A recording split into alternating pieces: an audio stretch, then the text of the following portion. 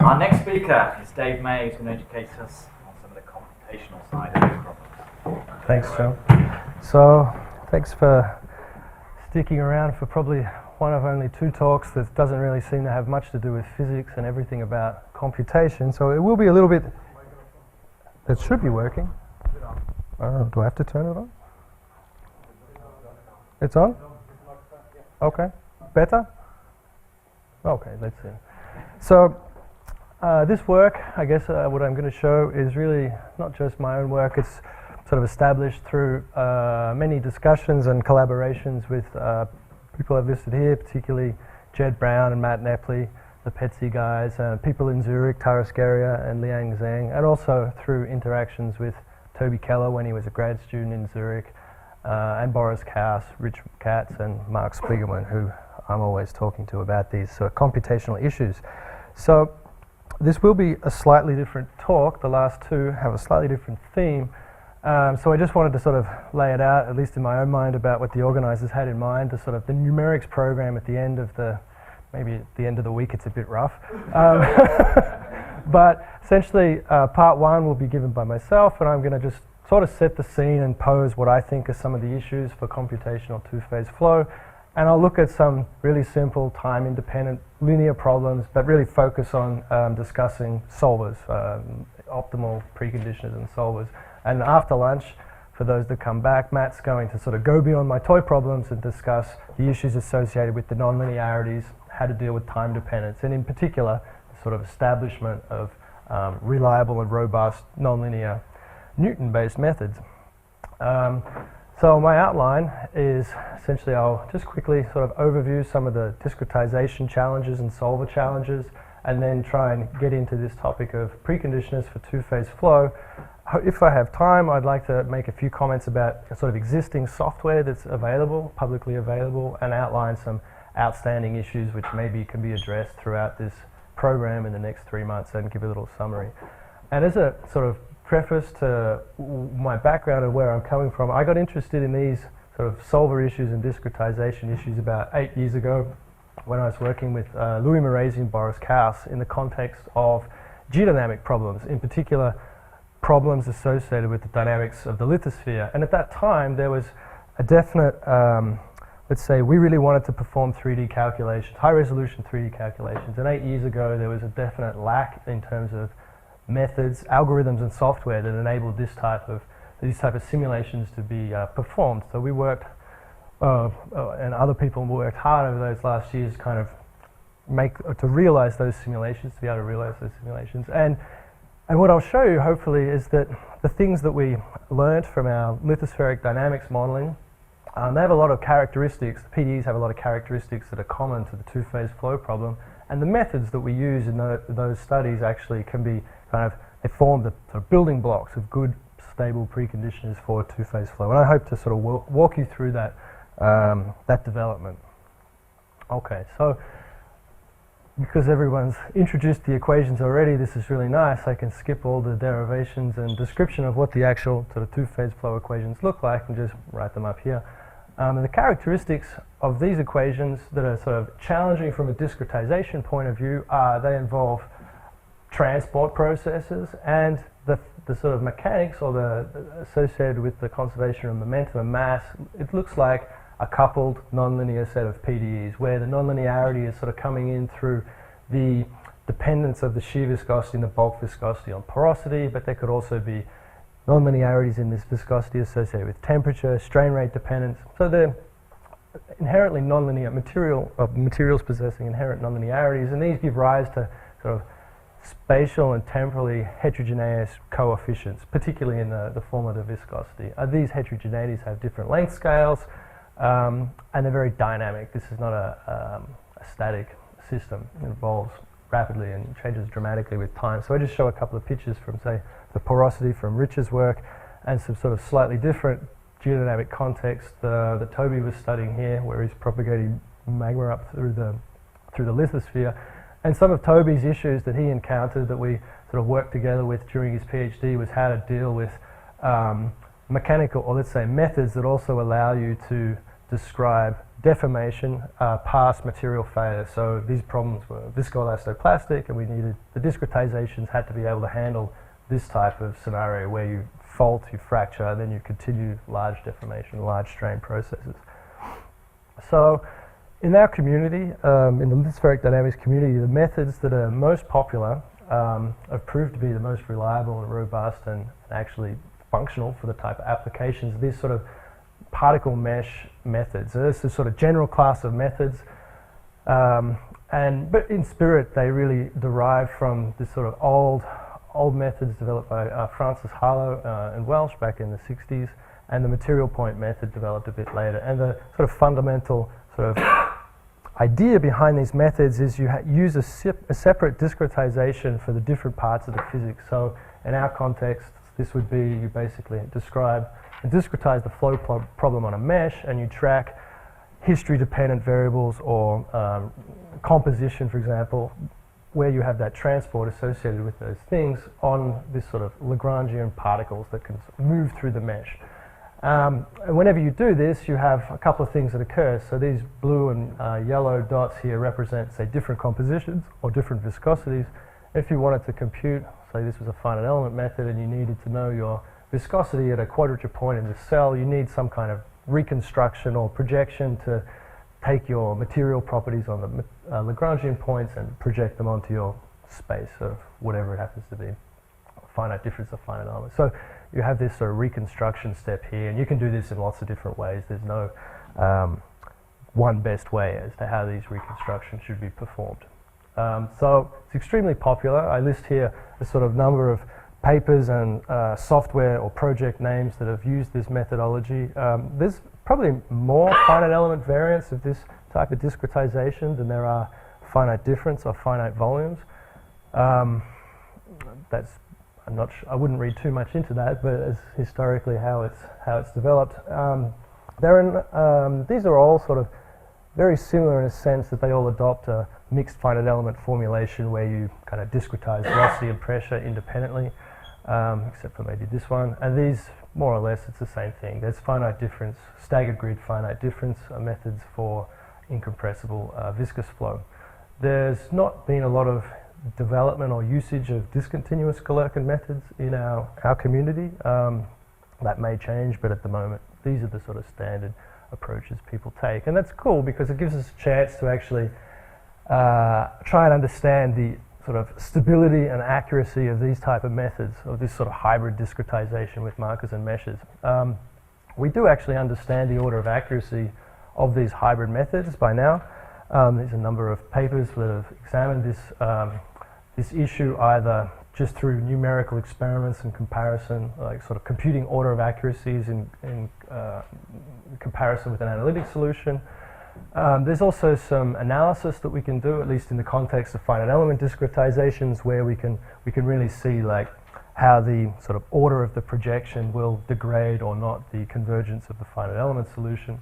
But one thing that always comes up is when you have coefficient jumps, say within an element, you have a red and a yellow particle within an element, and they are very different viscosities, and it really is discontinuous. Any type of projection method you use will result in a first order method. So we have this kind of, we have to accept if we want to use these approaches for large strain, large deformation experiments, they're likely to be first order in space. And that's just, well, we accept that as a community actually. So there's more issues associated with the solvers though. And so some of the challenges from a sort of solver perspective are when you consider, well, we were interested at the time definitely in 3D processes. There's some things you just can't model in 2D. They're not cylindrical, they don't extend infinitely out of the page. So we really wanted methods that would work for those type of situations. And naturally, when you want to perform a 3D resolution, a 3D model, you end up with a very large number of degrees of freedom or grid points. This essentially means your matrices can be big, or will be big. They might be sparse, but they're still very, very large, so maybe on the order of 1 billion unknowns. And on top of that, because of the sort of nonlinear coupling in the physics, you actually, and this sort of spatially heterogeneous material properties, viscosity, shear and bulk viscosities, these matrices, when you discretize them, the discrete operators that come out of your finite difference method, for example, they have not very nice characteristics. The spectral properties are not great. This complicates things immensely. And Matt's going to deal with the fact that the constitutive behavior is inherently nonlinear, but for the nonlinear methods, you would always have to linearize and solve some linear problem of that form, and so what I discussed sort of naturally fits in the framework that Matt will show after lunch. Okay, so these are some of the issues. So, from my experience in the geodynamics community, it's generally the solver that limits scientific throughput. Now, what I mean by this is a PhD student sits down, they have to perform 100 experiments at a certain resolution based on what they think the length scales are in that model, and then they try and run the calculation and they see, you know, it takes 6 months. And they're like, okay, well, we probably can't maybe do or solve that problem in the course of our PhD. Or they just can't solve it at all because they don't have a big enough machine, either with enough memory. There's a number of issues where solver performance can sort of limit what you can do with a given piece of software. So definitely one thing that we should regard as being a fact is that if you want to run high-resolution 3D models, you need to use iterative methods. Sparse direct is not going to save you, no matter how big your computer is. That's just not going to work. And importantly, the convergence of these sort of Krylov methods is strongly related to what the distribution of eigenvalues looks like. So I guess there was a sort of tutorial theme to some of the talks this week, so I thought it would be useful to at least go through some of these ideas, although they might be a bit hand-wavy, but at least to give you a sense of how you go about constructing these efficient methods. You have to think at least about what the eigenvalue distribution looks like. So the essential idea of preconditioning here is to do something to your system of equations to improve the spectrum, the distribution of eigenvalues. So here I've introduced this new matrix here, A hat, and it will be regarded as or we'll refer to that as the preconditioning. There's left preconditioning where you put this thing on the left-hand side, or you can kind of squeeze it in between the X and the A, and this would be right preconditioning, just for sort of completeness in the methodological description. So, yeah, and you can sort of think about this. All this stuff is really, there's analysis for it, but it really only applies to symmetric positive definite systems. So we'll just assume that A is a symmetric positive definite system. So you can imagine that if you had n unique eigenvalues associated with A, that your conjugate gradient algorithm would converge in n iterations, little n. That's great. But if you could do something to the system that you solved, which is now A hat inverse A, and you could like kind of cluster the eigenvalues in maybe 2 or 3 different, well, you could put them in 2 or 3 different clusters, say big N, then your convergence would be improved, and maybe you would converge in approximately big N iterations. And the best thing you could do is put all the eigenvalues at 1, but that would mean you did a direct solve, but you would converge in 1 iteration with any iterative method. But we're not going to be able to do that. So this condition number, I don't really like to write this, but it's sort of an easy way to explain some of the ideas, is this condition number can be used to assess, say, the quality of your preconditioner. If the condition number is 1, then your convergence will be fast. If it's 1,000, maybe it might not be fast. And then there's this idea of spectral equivalence between A and A hat. And what this means, it tells you something about what the condition number is and how, more importantly, how the condition number behaves as a function of your mesh resolution, H. That relates to the size of the matrix in essence. I mean, you would like, ideally, that your solver was independent of the number of grid points you had in the system. That would be the dream. Oh, so one more thing I want to make. Maybe I just wanted to write this down.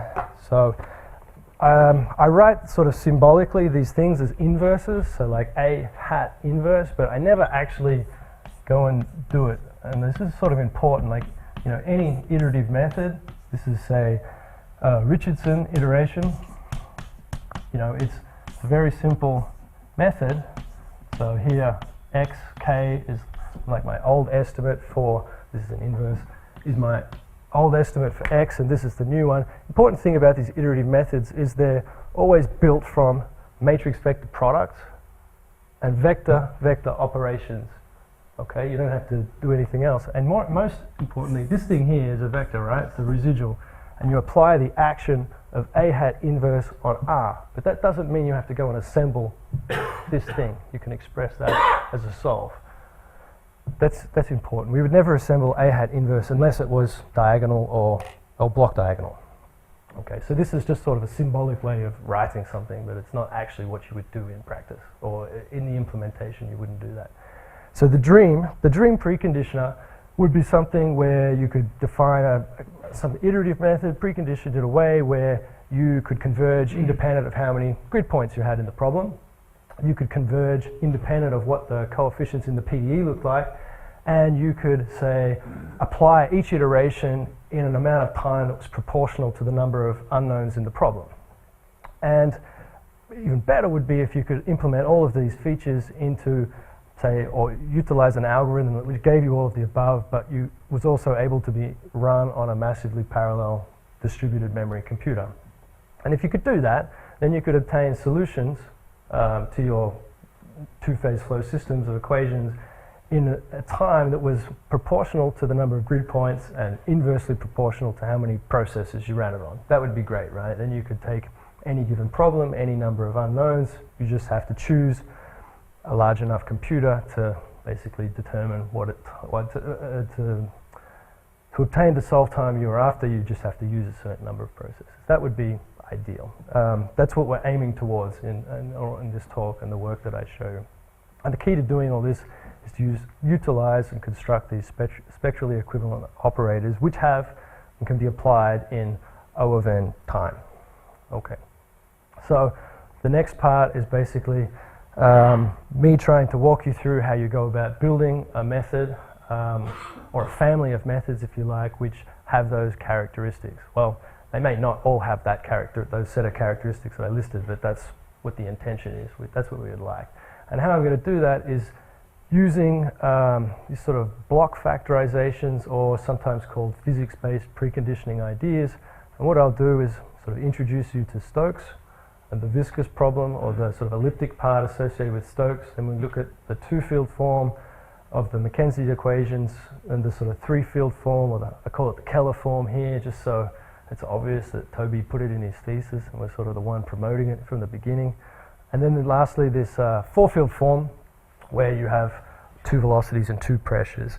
And for these toy problems that I look at, I'll assume that there's no source term, there's no melting or freezing considered, it's isothermal, porosity is given, and there's basically removes all the nonlinear feedbacks between the shear viscosity and the bulk viscosity.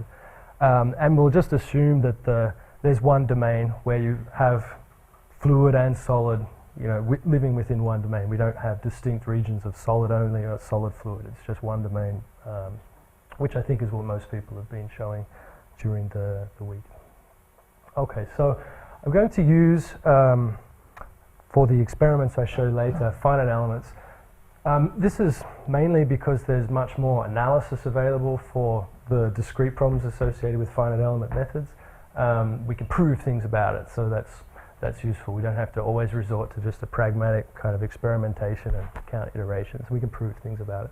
So it's useful at least just to introduce the variational form for the Stokes problem once, and then I'm just going to add kind of bilinear forms for each of the two-phase formulations I consider. So this is our description of the Stokes problem, so incompressible Stokes. If you like, this is the solid velocity, and there's no fluid in this system. This is just the usual incompressible or conservation of mass. And for simplicity, I'll just assume that we prescribe Dirichlet velocity boundary conditions everywhere in the domain. So this pressure is not unique. You need to build in an additional constraint that says maybe the integral of P over the domain is zero. There's zero eigenvalue in the system, but it's a little detail. And this D here is the strain rate, so the symmetric gradient.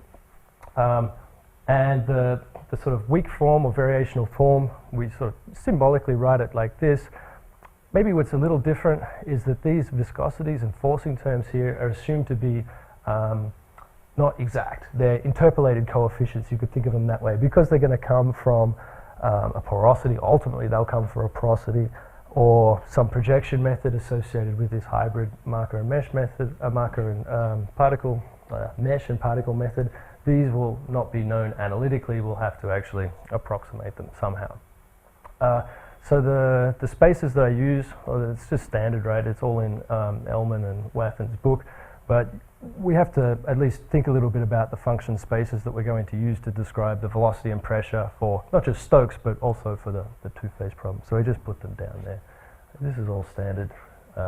You'll find in any finite element textbook related to incompressible flow. So the bilinear forms for Stokes are here. So this is the sort of the weak, or the bilinear form associated with the symmetric gradient of the stress, or the deviatoric stress.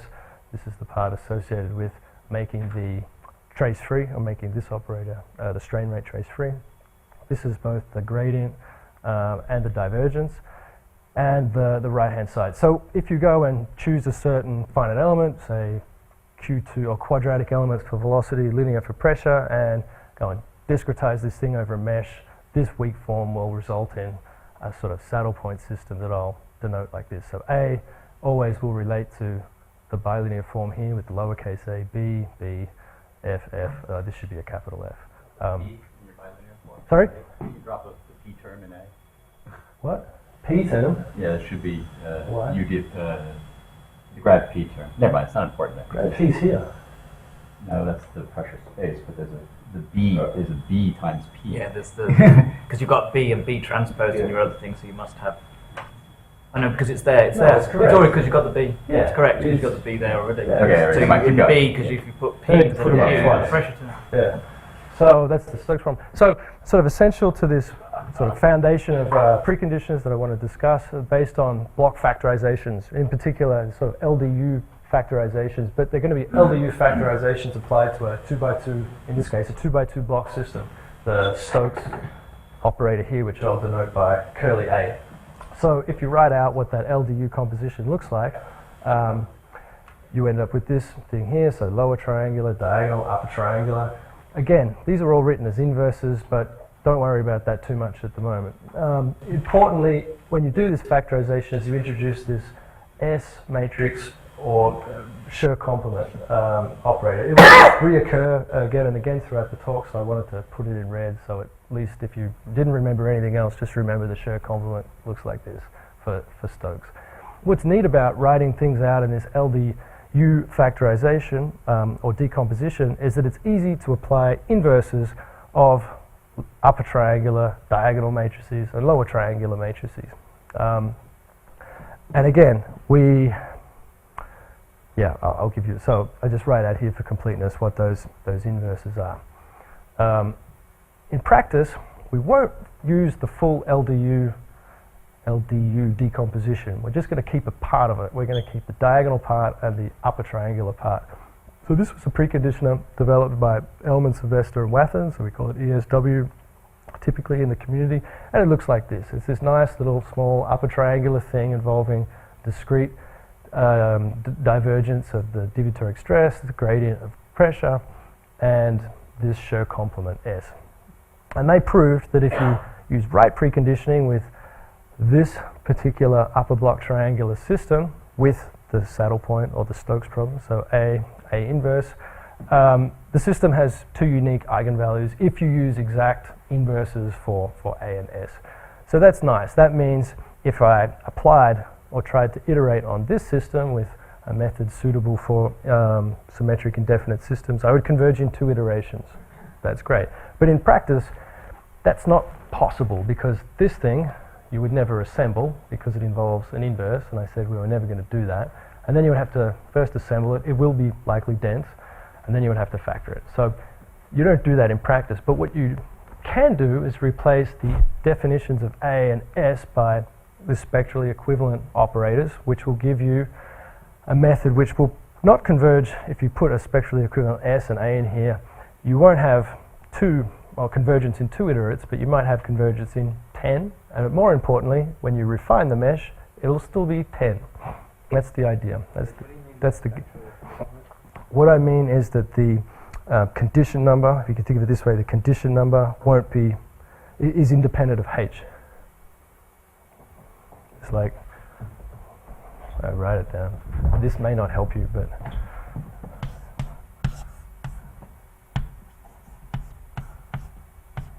this is what it actually says. A hat X, my x. And so these guys, so that's usually what people say is what it means if it's spectrally equivalent. And these things you can relate to the eigenvalues. And so this is the larger, this would be the maximum eigenvalue, this would be the minimum one. So you can think of, if you can satisfy this property, your eigenvalues, your condition number won't be changing as a function of the mesh. That's important. Okay, so Ellman showed that a good spectrally equivalent operator for Schur complement is this S star, and in his case, for the isoviscous problems, this was a mass matrix defined on the pressure space. Now, if you introduce a variable, spatially variable viscosity, then you can also prove that under certain smoothness conditions on this viscosity, that the sort of scaled mass matrix, scaled by the inverse viscosity, is also spectrally equivalent. So that's been proven here. And in practice, we've been using this for a number of, within a number of papers, sort of addressing solvers in lithospheric dynamics and geodynamics applications, and it works. It's a good choice. It proves to be robust, even though we violate all the smoothness assumptions that were actually put in the proof. In practice, it works really well. So that's fine. Then the next step is to replace or to build this spectrally equivalent operator for A inverse. So we're going to do that using multigrid. So multigrid is another talk in itself, but probably everybody is familiar at some level with what it is. In this case, for our sort of overview of building these preconditions, we can say it's definitely, it can be an optimal algorithm, meaning that you can obtain solution times in O of n time. That's good. And even though this was developed in the 70s, it's still generally the fastest way to solve non-trivial elliptic problems. And to give you an idea of why you should care about, multigrid, here's a little plot, which I'm going to first explain, is basically total runtime. So you can think of this as wall clock time versus number of degrees of freedom in the system. And these are data points for different solvers. So this black line here is a sort of parallel sparse direct implementation, so an LU factorization, it's called mumps, and the slope is around 1.6. And I want to compare that with the slope of the line, the red line, which is obtained using a upper block triangular preconditioner with algebraic multigrid, or let's say a multigrid implementation for the viscous block. So let's just extrapolate this out and do a little thought experiment. So imagine you had a model domain of, say, 2,000 by 2,000 by 200 kilometers, and you wanted 24 kilometer resolution. If you did that, you would need, at least depending on the element choice you used, say around 0.2 million unknowns. And if you just compare the solve times between, say, what you would get with your sparse direct, which you can, I call backslash here because it's what most people these days seem to call sparse direct solvers now, backslash, versus multigrid. So there's like 100 seconds versus 20 seconds. Now I'm going to extrapolate this out, which is a reasonable thing to do. I didn't have the patience to do this, and you'll see why in a minute. It is reasonable to make this extrapolation.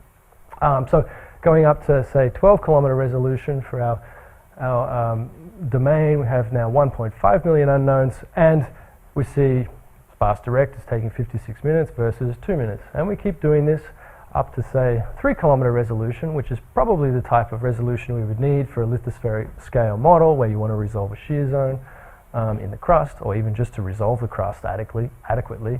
Maybe you've got around 100 million unknowns, and you see this guy, your backslash that everyone liked to use because it's robust, is 12 days to take to one time step for the solution versus less than 3 hours with multigrid. That assuming, of course, that multigrid actually can be made to work for the sort of highly spatially heterogeneous elliptic problems that we have in a Stokes or a two-phase flow system. So I only show one slide about this. It can be made to work. It doesn't just, multigrid doesn't just work for Laplace. It really works for complicated elliptic problems with very nasty coefficients in that elliptic operator. So this is a plot of, let's say, the 2 norm of the residual associated with solving AX equals B for the viscous block associated with Stokes versus number of iterations. And the different colors here are essentially different viscosity contrasts between this blob, which is sinking in a box, which you can't actually see. So we're just basically increasing the contrast between the ball and the background, the sphere and the background. And what you see is convergence is very rapid when it's isoviscous, this kind of purple line. There's a bit of a jump in the number of iterations required for convergence when you introduce a small contrast, a ratio of 100. This is delta, is not a delta difference, it's actually a ratio between the minimum and the maximum. But once you've introduced that contrast, say up to 10 to the 4 or 10 to the 8, you don't see a dramatic growth or increase in the number of iterations required for convergence. So just one slide to demonstrate multigrid really can work. And since, this is almost, 5 or 6 years old now, there's been numerous other papers that have been published that also show how to take the same robustness and functionality in these solvers for saddle point problems, Stokes problems, and make them work on massively parallel computers. So some of these, so this paper here, it's in archive, they're able to solve in an optimal and scalable way to some extent problems with 10 to the 12 degrees of freedom. Okay, they need a very large computer. They use the Jülich Supercomputing Center to do this, but it's a proof that these methods really do work and can be used to solve very high resolution computational models. So I can just say that it looks like Stokes is solved and we can work on something else. And we can't really say it's solved yet for two-phase flow because it's a small community. It's in some ways, I guess Rich has made the math people interested about the problem now from the preconditioning side. So there is work coming out related to two-phase flow systems and preconditioning them, but it's still relatively new. Okay, so switching to the two-phase flow part of the talk, building on what we know about Stokes preconditioning, the sort of equations we've been seeing all week, at least in Mark's talk and John's talk, look like this. Again, I just remind you I'm going to make all these assumptions in these sort of toy experiments that I show you. Okay, so let's say the thing that's going to differentiate all these formulations is, to some extent, the choice of primary variable or pressure that you choose. So in this two-field, the sort of classical two-field formulation or approach, this choice is made for the definition of P, relating the fluid pressure and the density associated with the solid. So if you insert that into the previous equations and do a little reorganization, you end up with this two thing. And what you look at when you look at this, you see it has many of the same characteristics as Stokes, right? There's this guy. Mark kind of alluded to this already. That there's a lot of, if you're familiar with Stokes, you're probably familiar with some two-phase flow dynamics, or let's say not dynamics, but equations, maybe not the dynamics. This term was in our saddle point operator already for Stokes. This guy, the bulk viscosity, wasn't in there. And what looks like the conservation of mass, or what used to be the incompressibility condition, now has this kind of variable coefficient Poisson term in there. So I try and kept consistent with the notation that I saw in this week in terms of bulk viscosity, permeability, fluid viscosity, and so forth, and subscript S, subscript F for the solid and fluid phases respectively. So taking what we know about Stokes, again, finite element discretizations, we have a few new forms that we need to think about or include in our weak form, and we assemble, we choose some stable finite element space, we assemble and we end up with a system that looks like this. So A is the same A that we had before, N is associated with this this kind of grad div term and this bulk viscosity, and L is the Laplacian, or let's say the variable coefficient Poisson associated with this term. Okay. So this was, let's say, the analysis of a suitable preconditioner for this type of system has been published now by Sander Rehbergen, and they essentially have extended the work that Ellman and Sylvester and Wathan were doing and now applied it to these systems of this form. Okay, so the analysis was different, but the intention was the same, to try and develop and show spectral equivalence of the sort of Schur complement and operators for A. And also to try and understand how the spectral equivalence relationship was related to the material coefficient, so the permeability and bulk viscosity. Their analysis shows that these eigenvalues are in fact dependent on the material properties, which in a not so positive way. And one thing else that's kind of, I guess they knew this when they wrote the paper, but this term here is bad.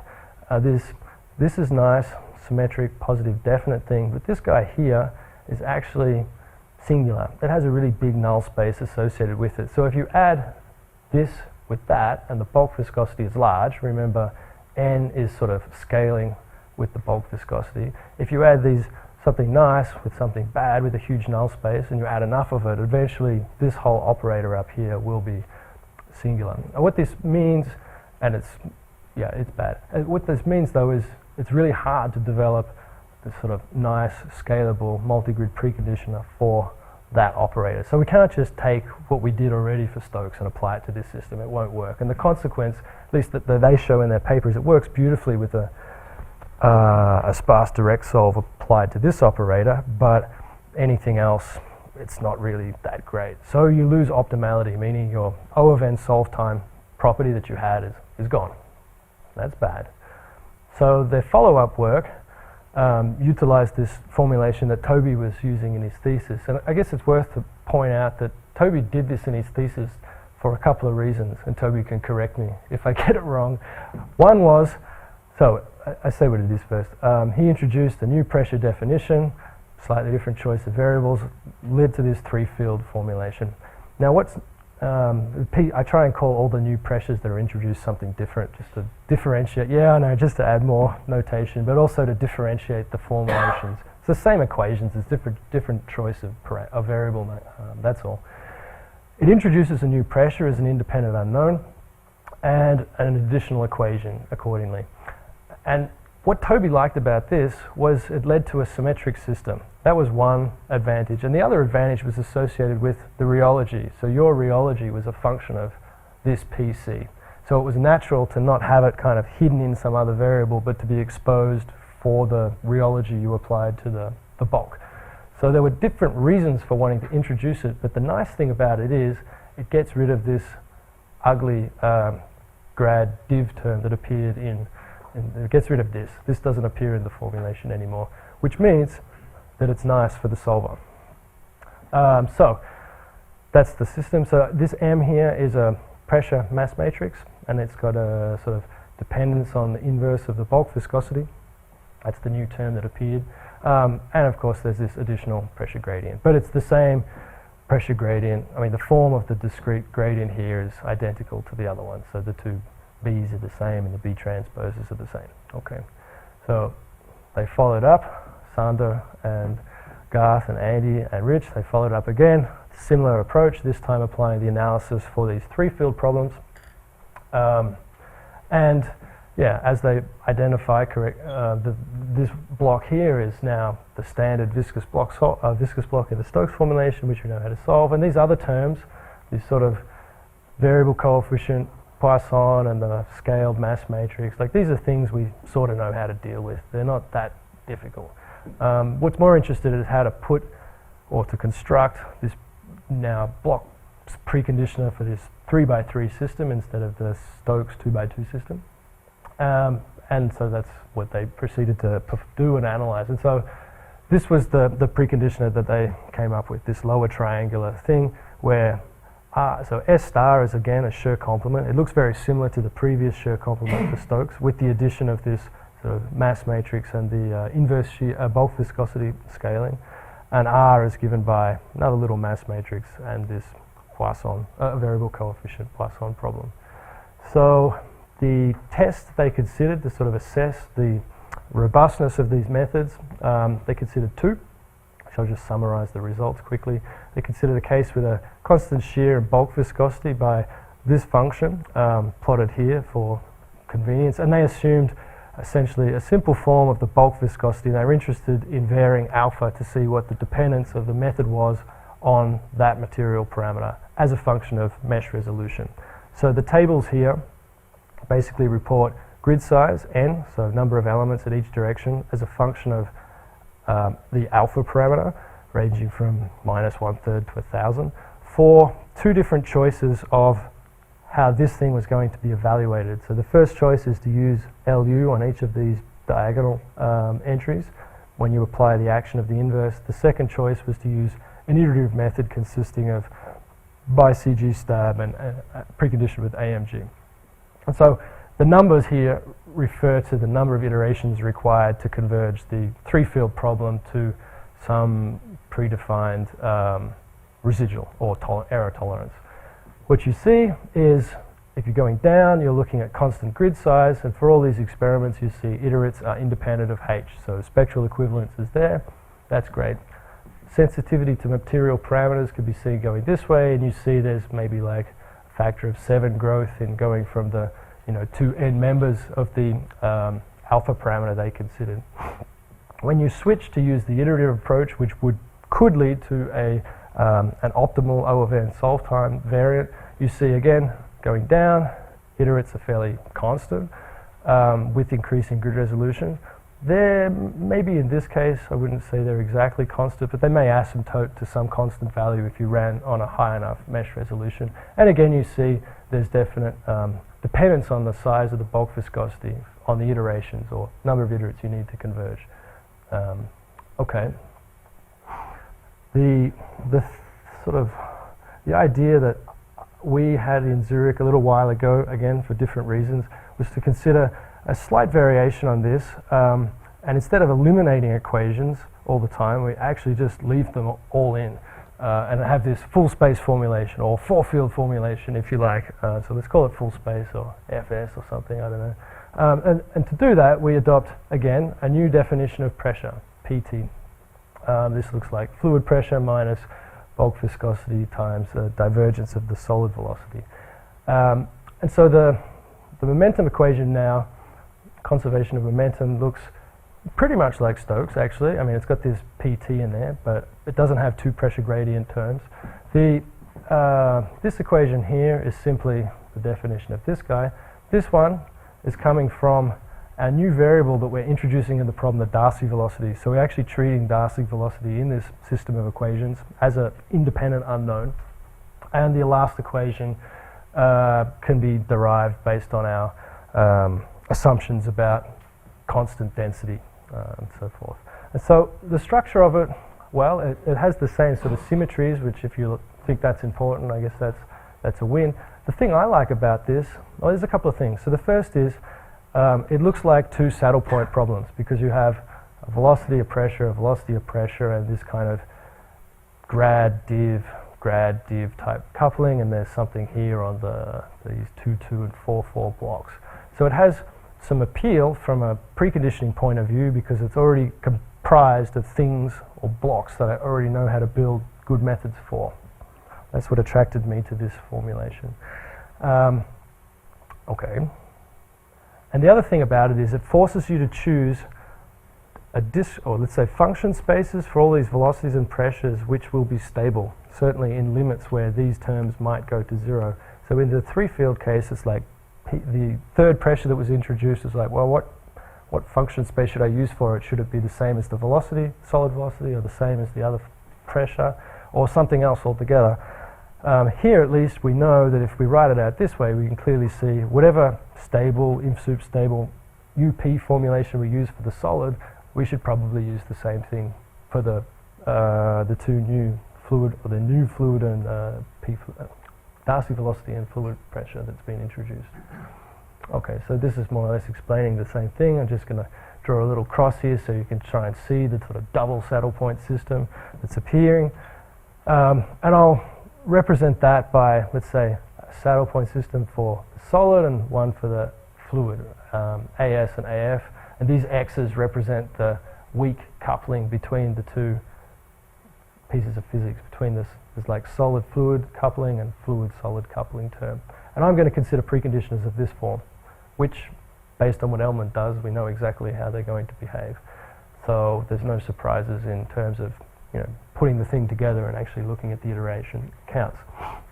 Okay, so I try and colorize things because now it starts to get a bit messy with all the equations to make it clear like how we're actually treating each of these separate saddle point problems. So this guy AS we're going to precondition with upper block triangular system, just like the ESW.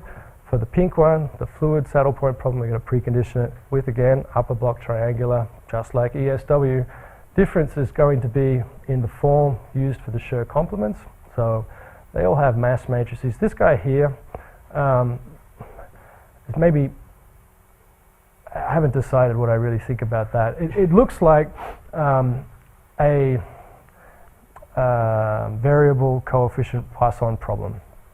So I had the feeling it should be really fine to use geometric multigrid on this piece of the problem because it has the same form of like div, coefficient, grad. It's just the function spaces are a bit different. So the full space formulation, when you put it all together, I tried to explain this in a clear way. It's going to be clearer than what Matt shows you with his like page of options that I'm sure he's going to show. But I tried to put some colors and break it down. So we're going to solve the four-field problem preconditioned with PU inverse, right precondition, okay? And then I indent, meaning this is a sub-step or a sub-solve associated with applying the action of this inverse. So to solve the saddle point associated with the solid, I'm going to precondition it with PSU, and that requires I apply the action of A inverse, which I do with conjugate gradient geometric multigrid, and the action of this Schur complement just by taking the diagonal of it, okay? And the other saddle point problem, or preconditioner I apply within the four-field solve, is using right precondition with PFU. The action of this mass matrix, I just used CG Jacobi. It's easy. It converges in a fixed number of iterations, even with CG Jacobi, because that's how mass matrices, or that is a property of the mass matrices. And this kind of funny-looking div grad term is preconditioned with geometric multigrid. Okay. So running the same tests as Sander did, his results are up here in the top. I kind of put a yellow box around and a green box around the same results that the same simulations that I mimicked, and these are the results here for the four-field problem. So again, it's grid size here. I should say I used the same element types as what Sander was using, only his were defined on triangles, mine were defined on quadrilaterals, but the function spaces were the same. So mesh size going down, and material properties increasing this way. And then what I show here is iterations for the outer problem. So that's how many iterates did it take to converge the four-field problem versus how many iterations did I do in total during the solve for the four-field problem on the solid saddle point system, and how many did I do on the iterates that I do in the sort of saddle point associated with the fluid problem, and I report the wall clock time here, or the CPU time here. So what you see, if you just look at outer iterations, this column as a function of mesh size, you see it's independent of H. Same for the different, the larger alpha parameter, and you also see the outer iterates are independent of alpha, which is good. And if you look inside and you say what's going on in the solid part of the problem, you again see independence with H for both these problems, and you see that there's a, wow, it's hard to say whether this iterate is really dependent on alpha or not. It looks pretty constant to me. There's not much difference. It's very weakly, let's say it's very weakly dependent on the material parameter, the bulk viscosity. Same thing as for the fluid viscosity. And if you look at the CPU time, and okay, so this is a problem that's been uniformly refined in each direction. So it's a 2D problem, and I've just increased the number of elements in each direction by a factor of 2. So that means to see O of n solve time, I should see for each of these increases in resolution a factor of 4 increase in the, approximately a factor of 4 increase in the solve time. And I do. I see, yeah, factor of 4. Well, it's not bad. This one looks a little off because it actually did 5 iterates because it just didn't quite get there on the 4th iterate and took one more. But it's O of n. If you compare the solid iterations for alpha 10 to the 3 go up by something like 50%. Where do you see that? Solid 10 to the 3, 11 up to 16. Oh, well, it's hard to say. I mean, we expect Scale this. it by 4/5, Mark. I mean, we expect to see it plateau at some point, but we don't know at what, we're looking for asymptotic behavior, so we don't know at what mesh resolution it will be constant. But this is not, most people would say that's constant. I mean, really, most people would say it's constant. Yeah, because it wanted to be fixed per outer iterate, and it is fixed per outer iterate. And the problem with considering like 4 and 5 outer iterates is it should only be going down the discretization there anyway. So you got to cut it off before then. So you should, It's okay. pair 4 and 4. That's all right. It's okay. I can do that. The second problem that was in the 3-field paper of Sander was this more complex problem with spatially varying permeability, shear viscosity, and bulk viscosity. I've put the equations they use up here. This is a plot of the viscosity, the porosity that they chose. So it sort of mimics the shear band experiments, the porosity band experiments that I guess were in Rich's Nature paper. And the permeability has the right kind of power law dependence on the porosity that's commonly used, as is the shear viscosity and the bulk viscosity. So although it's a toy model with simple boundary conditions and so forth and sort of prescribed porosity, it has the right kind of complexity or the right level of complexity to be a meaningful test for assessing these types of preconditioners for actual physics or actual applications. So again, I plot the data in the same way. This time what they're varying, I should have said actually, is in the porosity they define there's a lower limit for the porosity and an upper limit. So they fix the upper value of porosity in this function to be 0.3, and the parameter, the free parameter in a solver robustness test is this lower value of porosity, 5 star. And they consider 10 to the minus 3 and 10 to the minus 8 as their lowest value of porosity in the system. So data in the table is presented in the same way: mesh resolution, total iterations required for the 4-field solve, total number of iterates required for the solid solve, the fluid solve, and so forth. What you see is, again, comparing outer iterates, you see this is independent of the parameter, the lower value of the porosity, in contrast with the results that Sander showed. There's a sort of there's a definite dependence on the magnitude of the lower value of porosity. That doesn't seem to appear in this method, and also the solid iterates and the number of fluid iterates seem largely independent of the actual minimum value of porosity in these things. And again, because of all these constant numbers appearing in the table, we see O of n, which is what we set out to do. We see sort of factor of 4 increase in the solve time as we refine the mesh. So that was our objective. Okay, that's without discussing implementation. I can say I did maybe a few words about software. So I used PETSI for all the experiments that I showed. I've kind of grouped the software from let's say lowest level to highest level, if you can call these software packages low level. These are really like solver level libraries or open source libraries, PETSI and Trilinos. They both support things like Krylov methods and preconditioners, nonlinear solvers and so forth. But they're not designed to be discretization libraries. They just, they have some support for discretization, but it's not really their focus. This is changing a little bit in PETSI with time, but it's fundamentally linear algebra and nonlinear solvers and things like that. Deal2 and Phoenix this one optionally use PETSI or Trilinos, and Phoenix uses PETSI. These are what I would maybe describe more as discretization libraries. They give you machinery to, say in Deal2, they give you access to a lot of function spaces, continuous Galerkin, discontinuous Galerkin, exotic function spaces that are in the finite element literature. And Deal2 allows you to use adaptive meshing, sort of a quad tree or oct tree type refined meshing. So it's really a discretization and mesh library. Phoenix is, and it's all in C++. So when you want to write a new problem, you have to write a ton of C++. But you have access to those pieces to build the discretization. Whereas Phoenix has a much more sort of less source code involved path to getting your solution, in the sense that you can write down, if you speak finite elements and you understand weak forms, you can describe the problem with a piece of Python very symbolically, write down what the weak form is, and choose your function space and so forth like you can in Deal2, but it's a much higher level of abstraction to actually describing the physics. And lastly, these last two, terra firma and aspect. So terra firma is Mark's code. He put a slide. Did you put your slide up? Yeah, just at the end. Oh, okay. So I I put the URL for those that aren't aware of it. It builds on Phoenix, so it borrows from that abstraction that Phoenix provides and adds a whole range of other sort of. But Betsy's the same. But Petsy's a sort of Phoenix, and through Phoenix you get Petsy and so forth.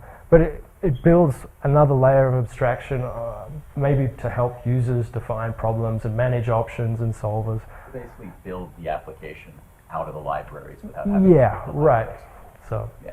provide support for that. And this other package here, Aspect, it's a sort of geodynamics specific package built on top of DL2, funded by CIG, and they're essentially doing the same, applying the same idea as what's in terra firma, that you take a discretization library, you wrap it up into something meaningful. Now, not the implementation, but the spirit is No, similar. the Spirit that's a standalone code.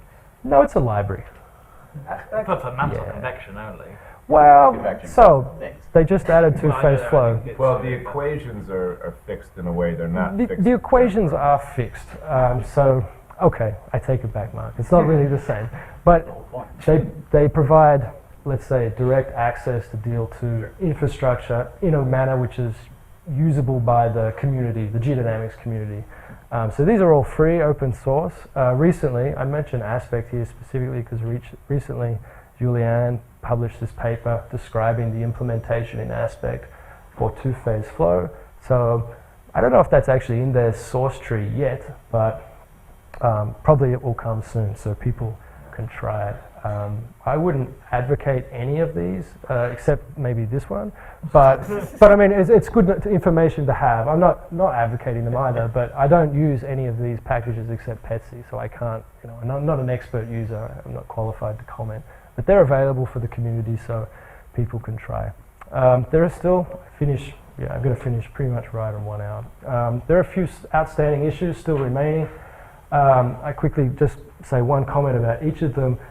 I ignored transport in the two-phase flow system completely. That needs to be addressed from a computational point of view and a discretization point of view about what methods are appropriate. This sort of splitting error that is associated with not including the porosity in your nonlinear updates of the fluid and solid velocity of the two-phase system should be actually analyzed so we can quantify what that error is. I don't have any analysis available for the eigenvalue bounds of my full space method. I just tried it. That needs to be, would be useful to actually to look at, and a sort of comparison of methods is always useful. And of course, I only looked at toy problems, linear toy problems. My summary is short. The important thing, in my opinion, is just to emphasize that actually running these type of models is not out of the question. A 4D two-phase flow simulation, 3D high resolution, it's not impossible.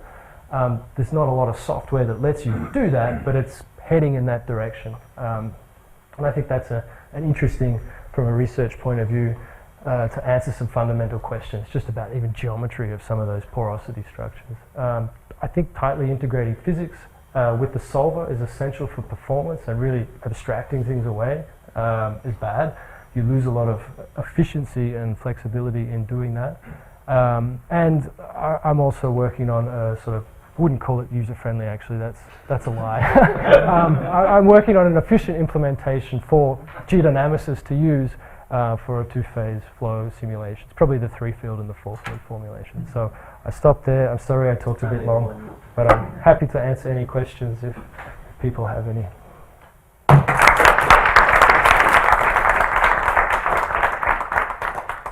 Thank you very much, Dave. Questions?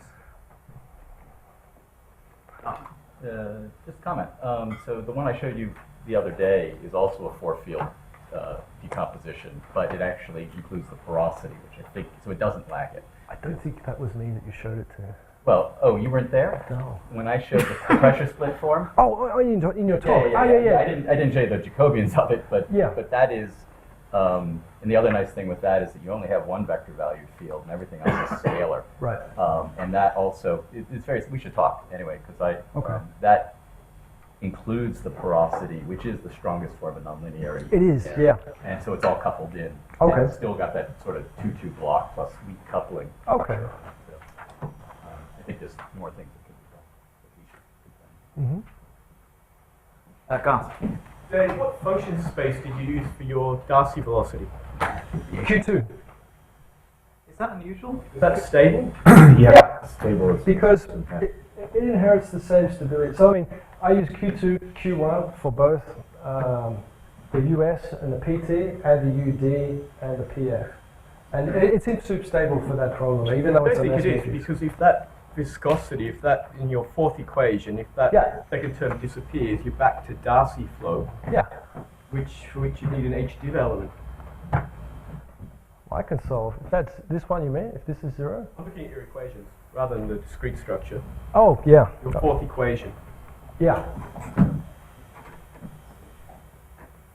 You can't deform the matrix, it's Darcy flow. Mm-hmm. Then it should just be, is it just the case of when you go to that limit you'd run into a problem?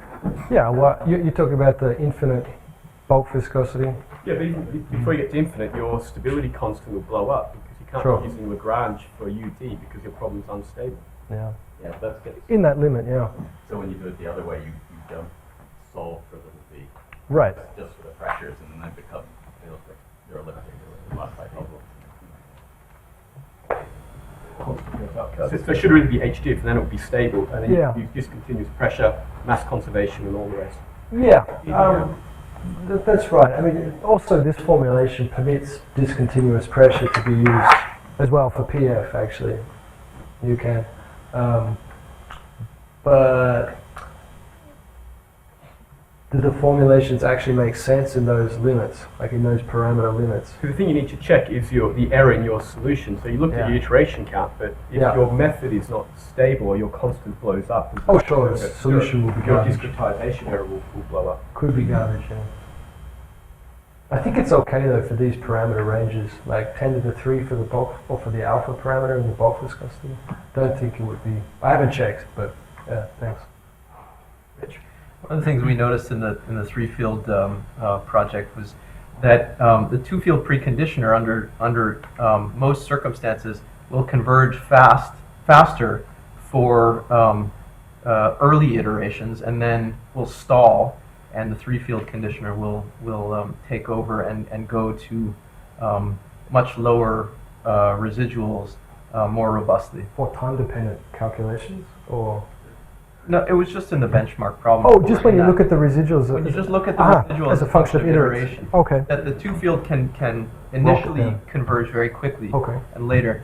And I wonder if one could map out the strengths and weaknesses of these different formulations, since they're solving the same equations, whether there's scope for an adaptive preconditioner which looks at the state of the residual and says use the two-field or three-field or four-field, and potentially within the course of a solve could on the fly switch between these things. I mean, obviously that would be after one has a really good handle on the properties of each of these. Yeah. Is that worth pursuing? Is it out of the question? I don't know if it's worth pursuing, but it wouldn't be impossible to do it. So I mean, you have these steps here, and so everywhere you have apply the action of something, you could dynamically change this tolerance. So if you looked at the individual residuals for the 4 equations and you saw one of them as just garbage and the other 3 are really small, you could try and tune this, make it lower basically, this stopping condition that you applied to drive that residual down, in the hope of driving that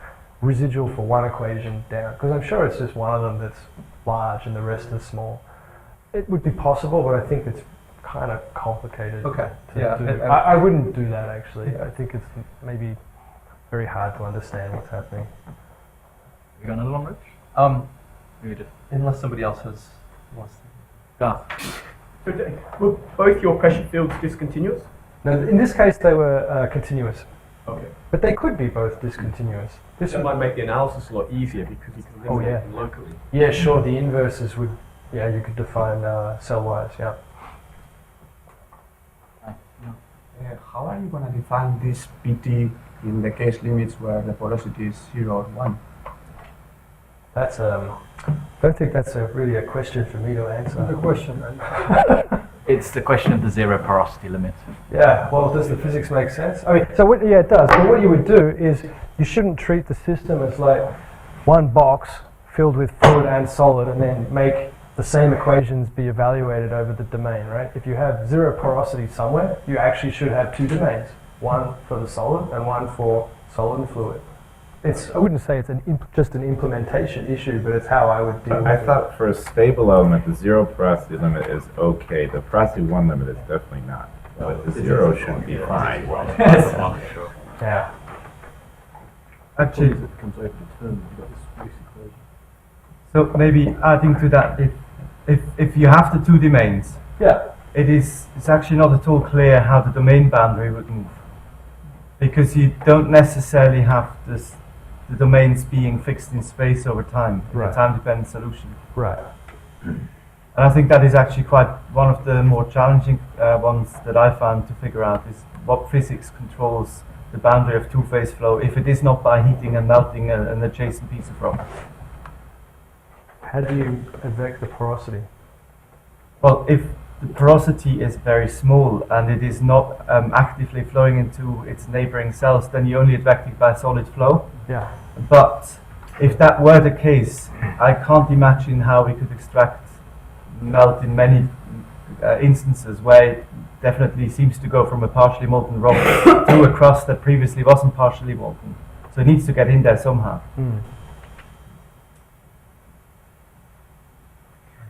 Right, I think we should probably end the questions there, and let's all go for lunch. And there's another talk starting at, or the final talk starting at 2:30. All right.